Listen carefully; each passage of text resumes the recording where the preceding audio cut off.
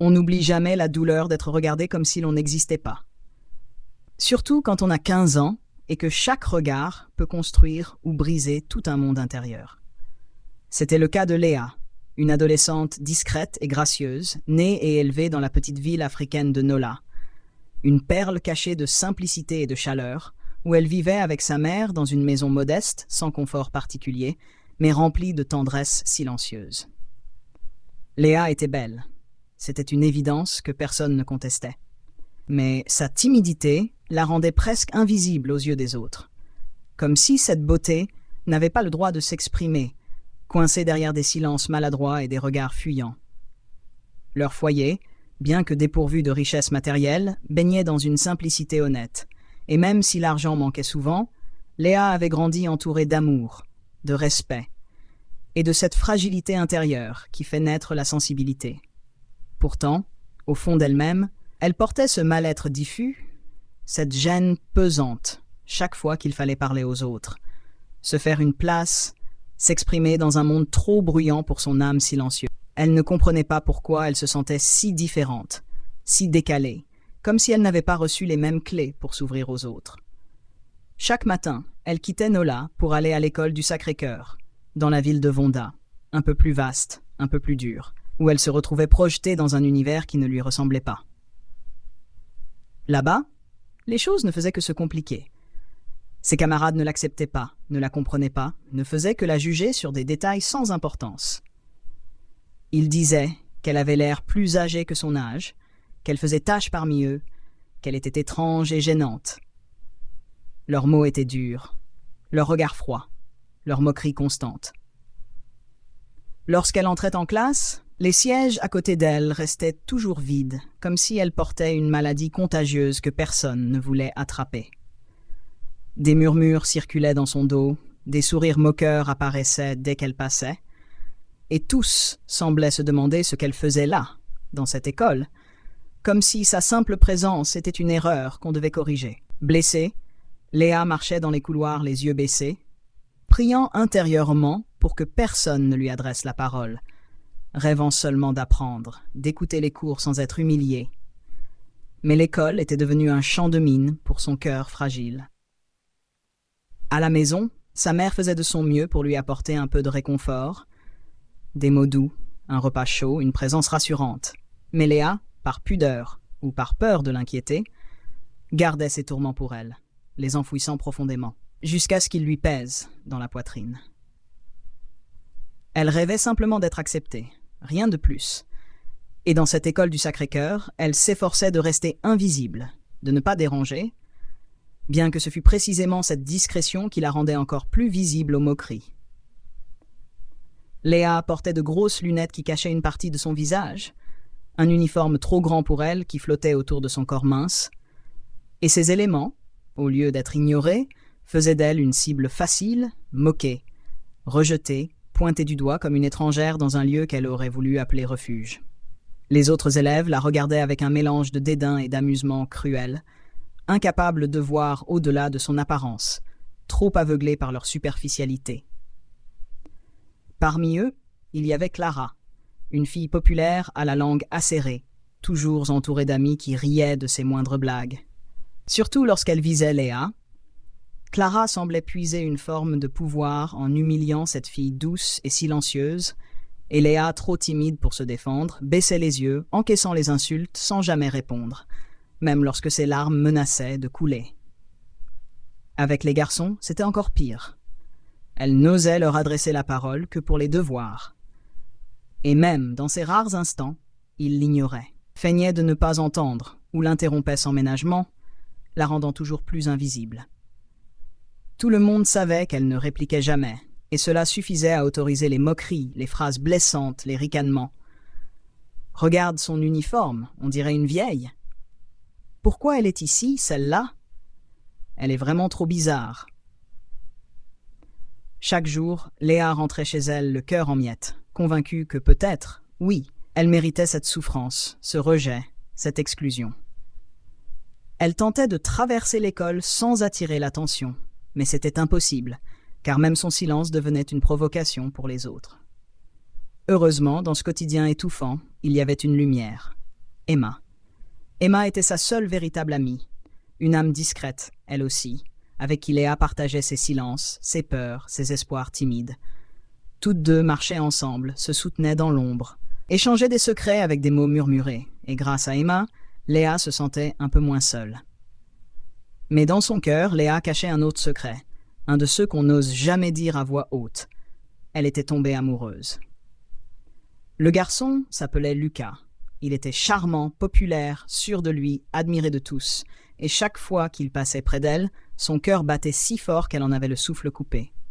Seulement, Lucas n'était pas libre. Il était le petit ami de Clara, la même Clara qui se moquait d'elle sans relâche. Cela rendait ses sentiments encore plus douloureux, plus inaccessibles. Un lundi matin, alors qu'elle se rendait en classe, Léa surprit Lucas et Clara en train de s'embrasser dans un coin du couloir. Elle s'arrêta, figée, le cœur déchiré, et s'imagina un instant à la place de Clara, rêvant de tenir la main de Lucas, de lui parler, de partager avec lui une complicité douce. Mais la réalité lui rappela brutalement sa place. Lucas ne savait même pas qu'elle existait. Le voir ainsi, si proche de Clara, brisa quelque chose en elle. Elle détourna le regard, poursuivit son chemin, les larmes aux yeux, sachant qu'elle ne pourrait jamais lui avouer ce qu'elle ressentait. Pour lui, elle était invisible. Ce jour-là, pourtant, quelque chose d'inhabituel se produisit. Léa devait participer à un débat en classe, et son adversaire n'était autre que Lucas lui-même.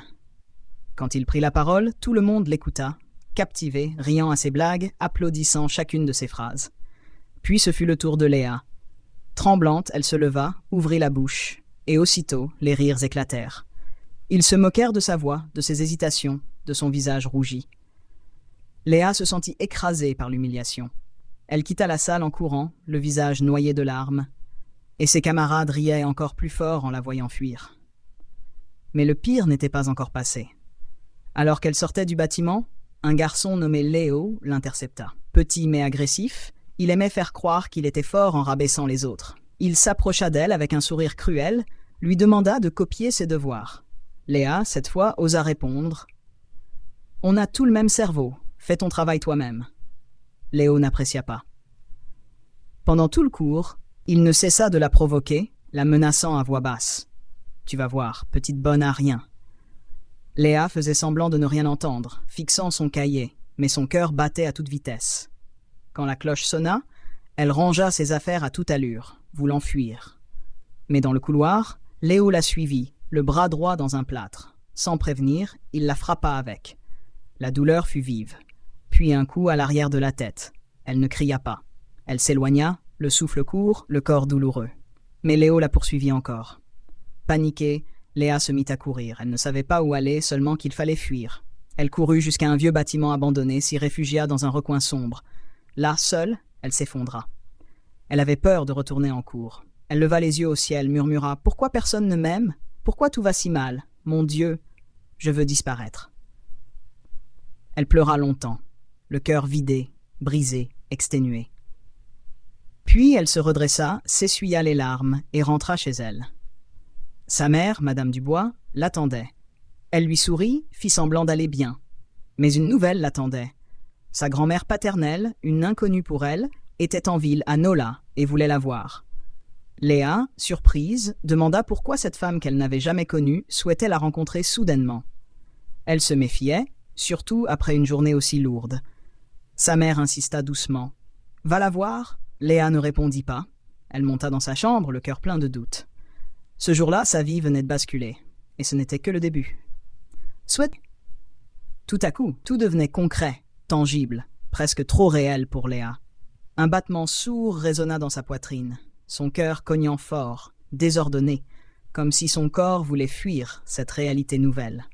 Les mots restaient bloqués dans sa gorge, elle ne savait plus quoi dire, ni comment réagir. Elle était figée, pétrifiée, choquée jusqu'aux os, mais surtout déboussolée, perdue dans un tourbillon de révélations inattendues. Cette annonce venait de bousculer tout ce qu'elle croyait connaître. Elle, la fille réservée, effacée, moquée de Nola, était liée à un royaume. Un sang noble coulait en elle. Et c'était tout simplement trop lourd à porter, trop immense pour son esprit bouleversé.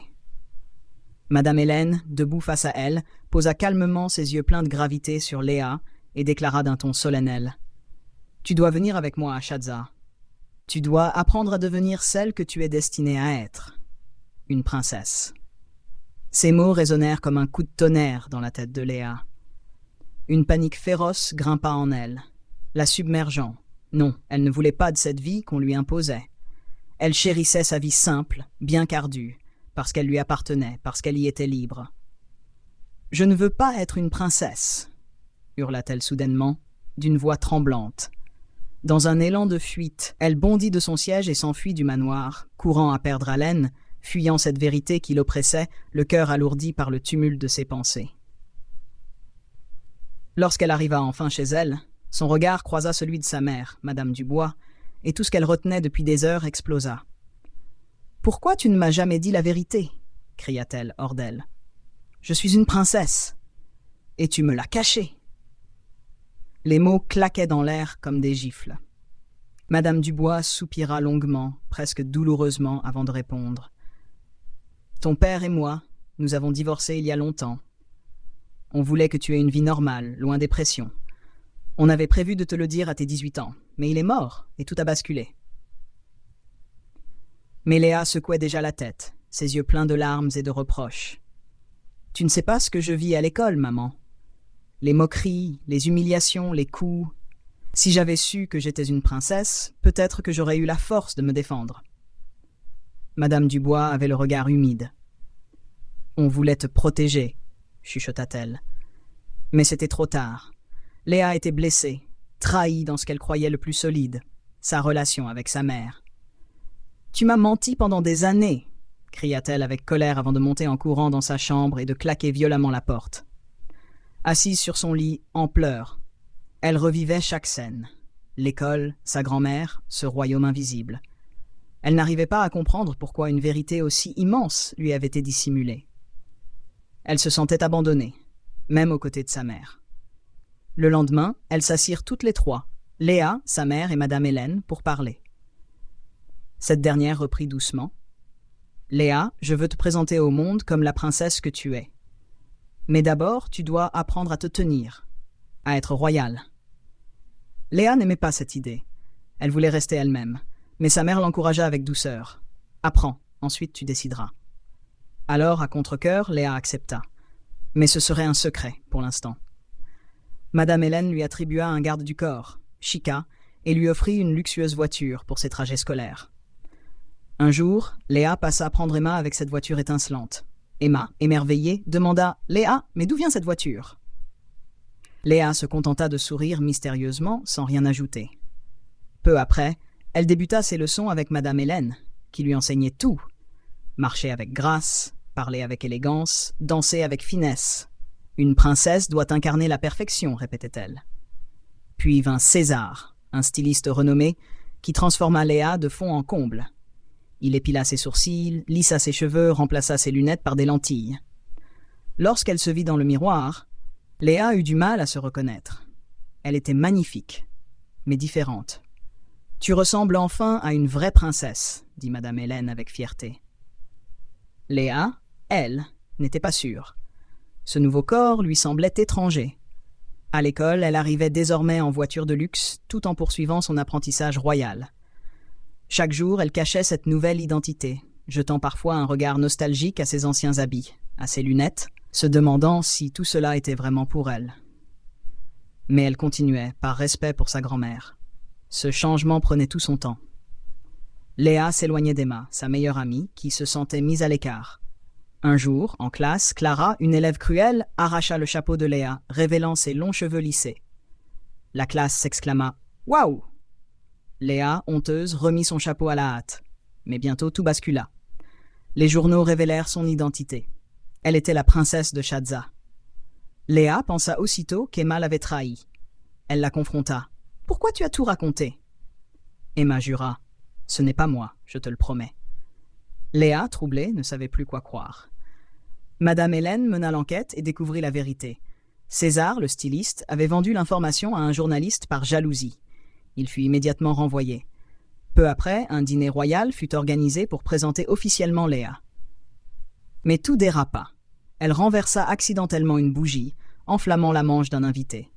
En voulant l'éteindre avec de la glace, elle provoqua un fou rire général. Léa était mortifiée. Elle pensa « Je ne suis pas faite pour ça ».